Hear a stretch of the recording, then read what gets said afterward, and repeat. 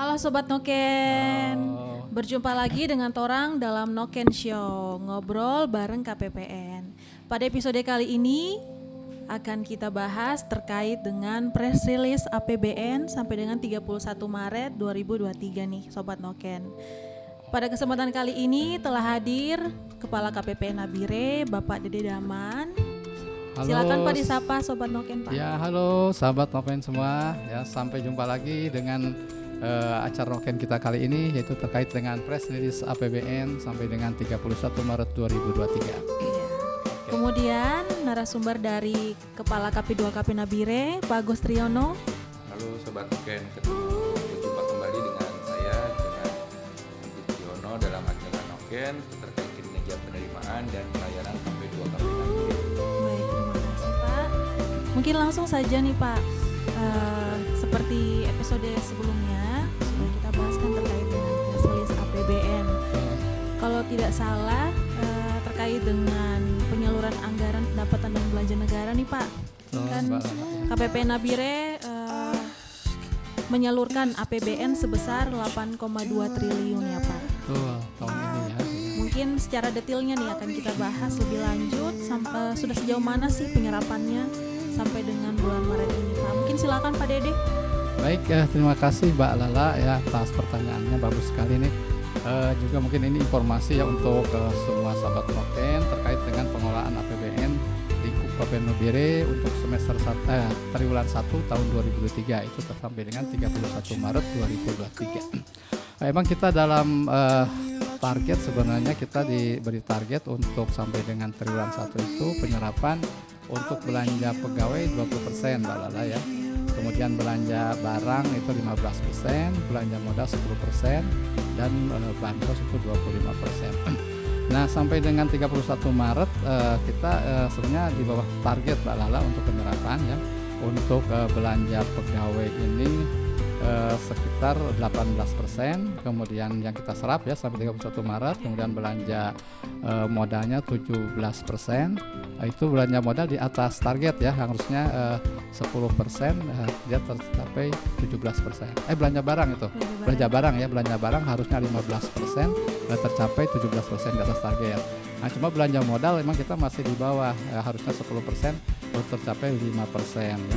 Sedangkan bansos memang ini tidak ada targetnya, tapi sampai dengan triwulan 1 ini kita sudah tersalurkan sebesar 14% dari pagu bansos ya. Nah, kalau secara keseluruhan ya antara belanja pusat dengan belanja daerah sampai dengan triwulan 1 kita sudah menyalurkan sebesar 14% ya, dari 8,2 triliun Mbak Lala. Atau kalau nilainya ini sekitar 348 miliar 464 juta 134.366 rupiah itu Mbak Lala ya. Ini dari terjadi di belanja pusat dan belanja daerah itu Mbak Lala ya. Baik Pak, berarti secara secara umum atau secara yang lebih signifikan Pak. Oke. Emang kalau secara presentasi nggak begitu jauh beda ya antara belanja belanja pusat dengan belanja daerah. Namun karena pagunya ini complang ya. Jadi kalau belanja pusat ini kita 1 tahun ini hanya mengelola sekitar 850 miliar Mbak Lala. Sementara sisanya itu sekitar 8 triliunan kurang lebih ya. Atau mungkin 7, berapa ya? Karena kita 8,2 ya. Iya, Pak. Berarti sekitar 7,4 triliun itu ada di transfer daerah. Nah, jadi walaupun penyerapan persentasenya ini baru 14%, tapi nilainya ini sangat signifikan ini. Jadi udah kita salurkan sampai dengan triwulan 1 ini untuk transfer daerah ini sebesar 223 miliar 824 juta 527 ribu rupiah itu Mbak Lala. Ya. Mungkin itu Mbak Lala secara ininya ya, secara jumlah jauh ya. Kalau dibandingkan dengan belanja pusat, dengan TDK ini. Oke, baik Pak. Mungkin sudah dibahas terkait dengan belanja pemerintah pusat terkait dengan APBN ya Pak. Betul. Dari sisi belanja negara mungkin terkait dengan penerimaan nih Pak Agus. Baik. Apakah di bulan Maret sampai dengan bulan Maret ini ada perkembangan atau sudah sejauh mana sih Pak? Mungkin silakan Pak Agus. Baik. Kalau dari kami dari sisi penerimaan di KPP Pratama Biak ya, termasuk Nabire dengan Serui, alhamdulillah sudah menunjukkan tren yang positif. Sebelumnya kan negatif, tapi memang positifnya belum terlalu signifikan. Jadi baru 3% dari target kami 651 miliar, memang baru terkumpul sejumlah 82 miliar. Dan kalau dibandingkan pertumbuhan bulan ke bulan lalu dengan bulan sekarang, pertumbuhannya sekitar 6% dari tahun lalu. Mungkin karena target kami memang dinaikkan, lebih tinggi sekitar 150 miliar dibandingkan tahun lalu, menjadi pencapaiannya baru 3,44%. Mudah-mudahan sih kedepannya bisa lebih baik. Iya Pak. Betul. Seiring dengan ini ya berjalannya proyek-proyek pemerintah juga Pak. Iya. Oke. Oke Pak, kalau terkait dengan kinerja penerimaan Pak, mungkin dari jenis pajaknya Pak. Baik. Kalau dari sisi jenis pajak memang penyumbang terbesar terhadap penerimaan adalah dari setoran orang pribadi, karena memang sudah selesai kan ini ya terkait pelaporan pribadi 31 Maret memang mengalami kenaikan yang cukup signifikan. Jadi tahun ini berbanding tahun lalu itu meningkat 287%. Tahun lalu kita dari orang pribadi sampai dengan Maret 1,5 miliar, sekarang situ 6,1 miliar. Berarti ya menunjukkan kesadaran wajib pajak untuk membayar pajak sudah cukup baik. Tapi lebih baik lagi kalau ditingkatkan seperti itu. Baik. Oke Pak Agus, terima kasih ya Pak. Berarti memang di periode sampai dengan periode Maret ini berarti tumbuh positif ya Pak, terkait dengan penerimaan dari bulan ke bulan sekitar 6%, tapi kalau misalnya secara keseluruhan nasional atau Kanwil kita baru 3,44% sih. Oke, tapi ya di lingkup wilayah Nabire atau KPP Biak positif ya Pak. Iya, betul. Iya. Positif ya, lumayan ya, alhamdulillah. Iya. Mudah-mudahan sih Pak, dengan adanya SKPD Pemprov kan kami sedang memproses NPP-nya dari 22 satker total ya Pak. Itu sudah 19 satker, mudah-mudahan juga berdampak positif pada penyerapan dari sisi anggaran KPPN, juga penerimaan pajak dari kami seperti itu. Iya, betul Pak. Mungkin terkait dengan belanja negara nih Pak Dede. Tadi kan Bapak sudah jelaskan terkait dengan realisasinya.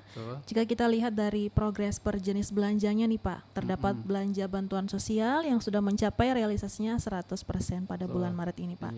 Mungkin bisa Bapak jelaskan bagaimana peruntukannya atau sudah sejauh mana sih perkembangannya Pak? Silakan. Baik ya, dari antara jenis belanja emang bantuan sosial ini yang paling besar persentasenya nih. Bahkan ini sudah 100%, berarti sudah tidak ada yang kita salurkan lagi nih untuk triwulan berikutnya. Jadi emang untuk bantuan sosial ini pagu kita tidak terlalu banyak nih ya untuk baik di tahun 2022 maupun 2023. Sebenarnya di 2023 ini untuk bantuan sosial kita mengalami peningkatan pagu ya, yang sebelumnya hanya 25 juta, sekarang menjadi 45 juta. Jadi naik 20 juta sebenarnya.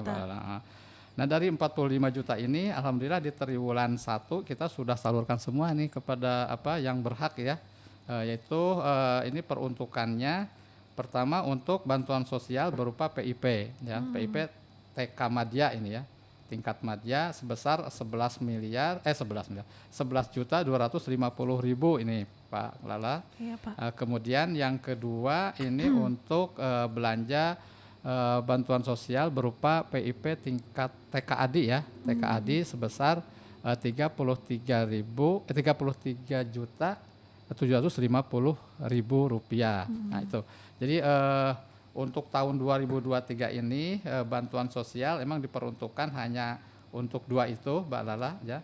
Jadi ini ada di bawah Kementerian Agama ya, TK ini ya.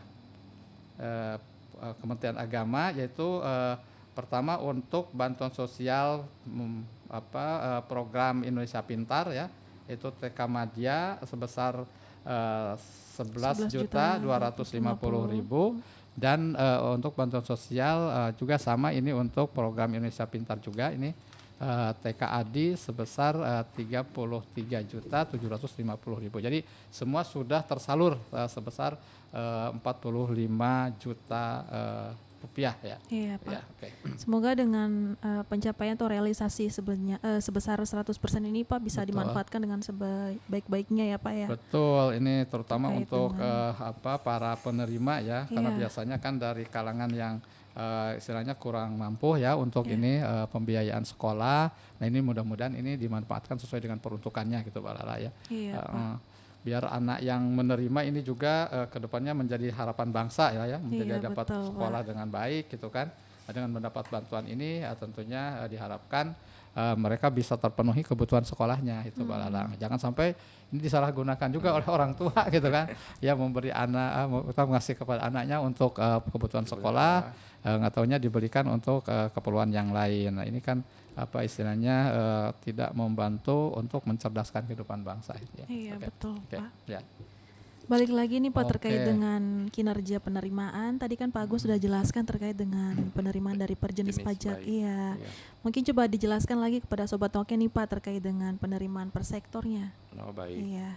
Kalau tadi kan per jenis pajak memang tadi dari orang pribadi ya, Iya. laporan orang pribadi memang Betul. momennya pas Maret akhir, naik lebih bagus. Gitu. Iya. Kemudian kalau dari per sektor dari 3 besar ya seperti biasa tahun-tahun bulan-bulan sebelumnya memang dari sektor bendahara pemerintah, bendahara pemerintah ini menyumbang penerimaan cukup besar Pak. Dari total semua 100% penerimaan itu 32,4% dari bendaharawan pemerintah. Memang tadi dari Pak Gu juga kan Pak Iya. Dede memang lumayan cukup besar Betul. seperti itu.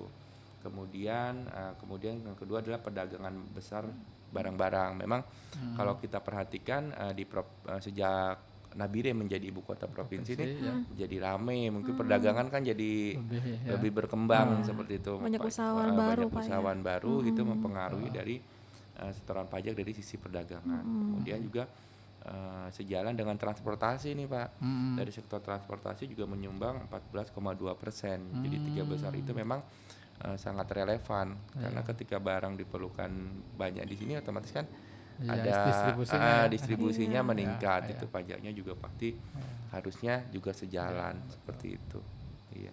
Baik Pak. Oke. Terus Kalau- kalau itu apa bandara baru belum punya pengaruh ya bandara baru. Oh, bandara baru belum. Tapi tahun kemarin bandara baru itu instansi pemerintah vertikal penyetor terbesar. Karena mungkin tahun ini belum mulai jalan ya Pak, belum mulai jalan dan Iya. kurang tahu ini anggarannya apakah sudah ada atau belum Pak? Anggaran sudah ada, namun sekarang pengalokasiannya tidak begitu besar ya. Hanya dari sumbangan dari PNBP saja sekarang. Oh, PNBP. Untuk Oh, iya. menuntaskan proyek bandara baru itu. Iya. Kalau tahun kemarin kita dibiayai dari SBSN ya. Iya. Itu sekitar 78 miliar kalau nggak salah. Tapi tahun sekarang ini hanya berdasarkan penerimaan PNBP itu sebesar sekitar 10 miliar saja. Oh, Untuk 10 tahun sekarang. miliar. Iya, Lebih iya. ke mungkin untuk operasional Betul, bandara ya Pak. iya, ya? untuk operasional pun untuk persarana pendukung-pendukung yang kecil lah Kecil ya. ya. Itu Oh, ya. finishing mungkin Iya, ya Pak. finishing iya. ya. Karena- Oke Pak. Kalau tadi Pak Agus terkait dengan administrasi pemerintahan, berarti itu selain pemerintah daerah dari kementerian lembaga juga ya Pak? Betul, instansi vertikal dan daerah. Mereka mungkin dari PPh pasal 21 memang itu yang lumayan banyak kan Pegawai gitu ya. pegawai betul. Pegawai. Oke Pak. Belanja pegawai. Belanja pegawai, Memang ya. kalau kita lihat dari struktur DIPA ya Pak, memang kan belanja pegawai lebih besar ya. Betul. Kalau untuk yang pemerintah daerah iya kan ya Pak. Iya. Karena dari DAU itu memang banyaknya diperuntukkan untuk belanja pegawai kalau Iya, iya. dari DAU. Makanya sekarang DAU dibagi dua, ada block grant dan ada specific grant. Oh, baik. Karena menurut pengalaman yang lama-lama itu ya habisnya hanya untuk belanja pegawai saja itu. Iya. Iya. Oke. Oke. Balik lagi nih Pak terkait dengan belanja negara terkait penyaluran dana ke Pemda nih Pak pada tahun 2023 yaitu ada tugas tambahan KPPN nih untuk Betul, menyalurkan Mbak dana Lala, bagi ya. hasil ya Pak atau DBH. Oh, Mungkin Pak Dede bisa edukasi sedikit sih kepada Sobat Noken terkait dengan DBH ini. betul. Baik, Mbak Ala. Memang untuk tahun 2023 ini semua KPPN di daerah ini menerima tugas tambahan baru untuk menyalurkan TKD ya, TKD di samping yang sudah lama, yang baru seperti DAU, kemudian DBH, kemudian juga insentif daerah, dan kalau di Papua ini ada otsus. Nah, otsus disalurkan oleh KPPN, ya KPPN semua sekarang ini ya. Nah, terkait tadi yang disampaikan Mbak Lala terkait dengan DBH ya. Jadi sebenarnya DBH ini adalah dana bagi hasil, dari bagi hasil dari pemerintah pusat kepada pemerintah daerah. Dan itu terdiri dari berbagai macam jenis bagi hasil itu ya. Salah satunya adalah pajak, Pak. Ini mungkin yang dari Pak dipungut oleh Pak Agus ya, dari pasal 21. Pasal 21. Kemudian juga ada pasal 25 ya, kemudian 29. Nah, itu nanti setelah dipungut kemudian nanti akan dikembalikan lagi kepada daerah kan. Nah, makanya ini mungkin perlu perhatian dari pemerintah daerah untuk ini menyelesaikan laporan-laporannya ya, termasuk rekon antara KPPN, KPP dengan Pemda itu juga. Dan itu kadang-kadang di pemerintah daerah ini kurang tepat waktu gitu, sehingga kita harus mengepus terus mereka supaya bisa cepat sesuai dengan jadwal yang ditetapkan. Nah, jadi DBH ini jenisnya ini Mbak Lala ini ada banyak ini ya, kalau kita lihat ini di sini ada dana bagi hasil PPh pasal 21 seperti disampaikan Pak Agus ya. Ini untuk pemungutan pajak-pajak orang pribadi ya, terutama khususnya pegawai ya. Kemudian ada dana bagi hasil PPh pasal 25 29 orang pribadi juga nih. Ini sebagai kredit pajak kalau nggak salah ya itu ya. Nah, kemudian dana bagi hasil PBB untuk provinsi, nah, karena PBB ini sekarang tidak lagi berkontribusi ke pusat ya, jadi dia dibagikan di daerah. Nah. Kemudian dana bagi hasil PBB untuk kabupaten kota, dana bagi hasil perimbangan umum iuran tetap ya, pertambangan umum ya iuran tetap, kemudian dana bagi hasil pertambangan umum royalti. Ya. Jadi untuk pertambangan itu dikenakan pajaknya dan ini akan dikembalikan lagi kepada daerah. Kemudian ada bagi hasil kehutanan, itu ada IIUPH, kemudian IHPH yaitu izin usaha ya, izin usaha. Kemudian dana bagi hasil kehutanan PSDH, dana bagi hasil kehutanan, dana revitalisasi dan dana bagi hasil perikanan itu ya. Untuk jenis dana bagi hasil yang kita salurkan lagi kepada pemerintah daerah ya, setelah dipungut oleh pusat, kemudian pusat nanti melakukan perhitungan, kemudian dikembalikan sebagai dana perimbangan ya, perimbangan pemerintah pusat daerah. Itu mungkin Mbak Lala untuk ya. Penyalurannya nih Pak sudah sebesar berapa sih Pak? Memang penyaluran DBH ini untuk di KPPN Nabire ini sudah cukup besar Mbak Lala ya, untuk triwulan 1 ini sebesar senilai 246 miliar ya, dari dana bagi hasil yang dari Pagu gitu kan, yang kita salurkan kepada pemerintah daerah yang ada di wilayah bayar KPPN Nabire. Nah, KPPN Nabire ini meliputi 5 kabupaten kota dan 1 provinsi. Ya, Provinsi Papua Tengah, kemudian Kabupaten Nabire, Kabupaten Dogiai, Deyai, Paniai dan Kabupaten Intan Jaya. Oke itu. Jadi itu Mbak Lala, jadi sampai dengan triwulan 1 saya ulangi sudah kita salurkan sebesar 246 miliar rupiah DBH ya. Iya Pak. Jadi 246 miliar. Iya. Betul. Sudah lumayan kan ya Pak ya? Sudah lumayan banyak ya. Sama ini sih Pak, ternyata ada kolerasi antara tadi pemungutan pajak yang dari PBB, PP pasal 2529, pertambangan dan kehutanan. Itu PBB kan PBB non perkotaan ya, kalau misalnya perkotaan pedesaan kan dari Pemda. Jadi sebenarnya sih kami juga sama-sama memohon agar dari Pemda setempat juga mendukung kami dalam tadi lebih mensukseskan pemungutan pajak, terutama contohnya mungkin bagi dari bendahara pemerintah dulu nih, bendahara pemerintah setidaknya mereka bisa patuh dalam lapor SPT. Betul. Karena terkadang kami perhatikan bendahara pemerintah pun lapor SPT-nya bolong-bolong gitu ya. Iya, karena tadi salah satunya DBH itu juga besarnya nanti DBH yang akan kami kumpulkan itu akan sangat berpengaruh terhadap penyaluran kembali. Ya, betul. Mungkin itu yang sering bolong itu instansi pemerintah daerah mungkin. Iya, daerah. Karena kalau di instansi vertikal pusat nih Mbak Lala nih tiap bulan ini yang ngegoprek-goprek terus di laporan nih. Kalau di vertikal sih kami lihat sudah patuh Pak. Iya, betul. Karena kan memang terpusat. Memang Betul. kalau yang kami perhatikan dari instansi pemerintah daerah, mungkin juga bisa kendalanya karena mereka yang ada di gunung-gunung kali yang di luar jaringan dan memang di sana tidak ada kantor perwakilan kami di sana. Karena kami pun kalau membuat kantor perwakilan di sana ya itu Pak, keamanan. Iya, Betul. Pak, masalah keamanan. Paling tidak mungkin yang di kota-kota ini mereka supaya bisa lebih patuh. Betul, yang Tapi kalau- dekat-dekat ya. Betul. Kalau bendahara vertikal sih mereka sudah baik sih. Iya sih Oke. Pak.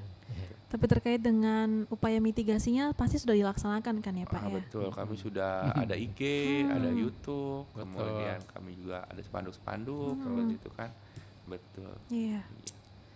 Semoga dengan cara mensosialisasikannya tuh wajib pajak lebih patuh ya Pak terhadap Betul. pemungutan pajak. Betul. Oke Pak, terkait dengan dana bagi hasil ini ya semoga tujuannya atau peruntukannya itu bisa memperkuat kemandirian daerah ya Pak. Betul Dan itu mendukung Pak. pelaksanaan tugas dan Iya, fungsi pemerintah daerah juga. Itu kita diarahkan ke sana supaya daerah lebih mandiri, terutama dia dalam menggali PAD-nya Pak. Betul. Nah, karena terutama untuk di Pemda Papua ini dia sangat bergantung sekali terhadap TKD. TKD, iya. Dari kita ngobrol-ngobrol dengan Pak Bupati dan sebagainya, mereka itu memang sangat jauh ya. Jadi PAD itu memang sebagian besar disumbang dari TKD daripada PAD-nya asli yang dia dapatkan gitu. sendiri dari Karena daerah. iya betul. Karena emang di sini mungkin sumbernya kecuali yang seperti Timika, karena Timika itu punya Freeport, mungkin itu dia lebih mandiri lah ya, karena dia disumbang dari Freeport. Tapi untuk daerah-daerah yang tidak punya pertambangan seperti itu, di sini emang sumbernya itu memang sangat terbatas. Sebenarnya di sini bisa mengembangkan sektor pariwisata sebenarnya. Iya, betul.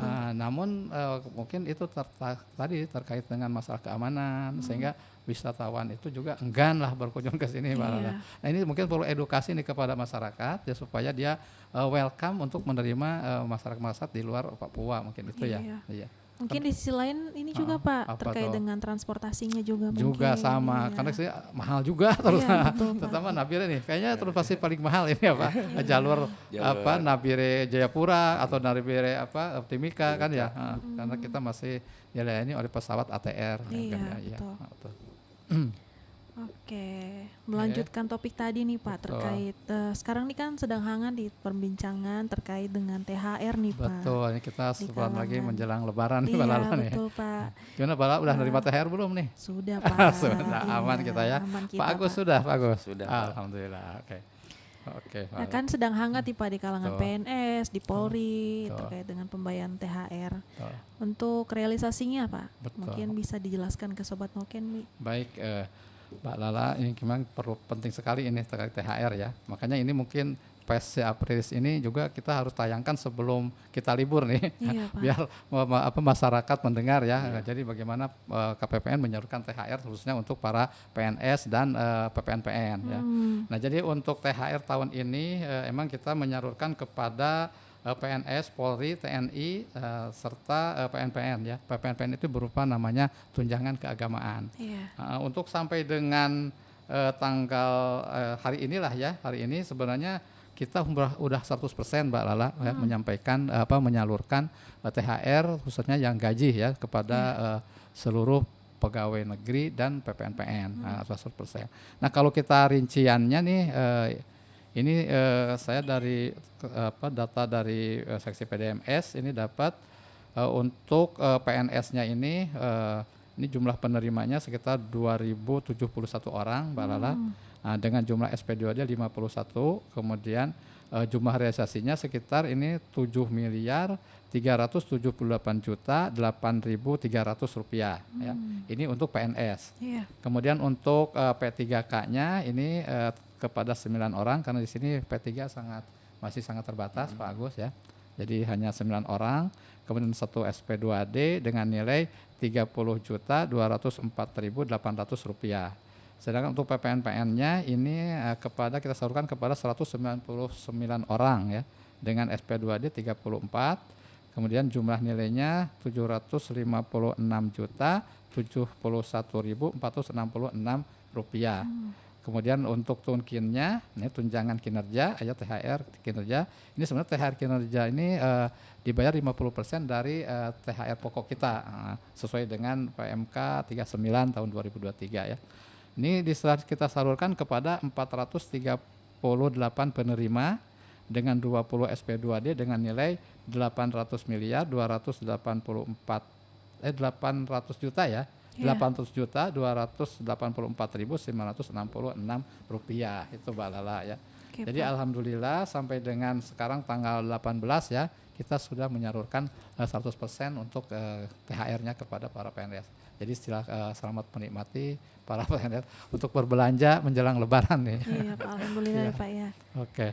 Sudah disalurkan Iya. 100% Iya, kepada betul. mitra Mitra KPP KPSN, Nabire. iya. Iya. Termasuk ini juga untuk PNS yang daerah ya, karena kita di samping memperhatikan untuk yang pusat karena kita sering menyalurkan, Iya. juga kita juga memonitor pembayaran untuk THR pegawai daerah. Nah, dan menurut laporan dari para Pemda itu untuk Pemda di wilayah Kabupaten KPPN Nabire ini udah 100% juga mereka sudah bayarkan gitu Mbak Lala. Iya, luar biasa ya, Pak ya. Iya.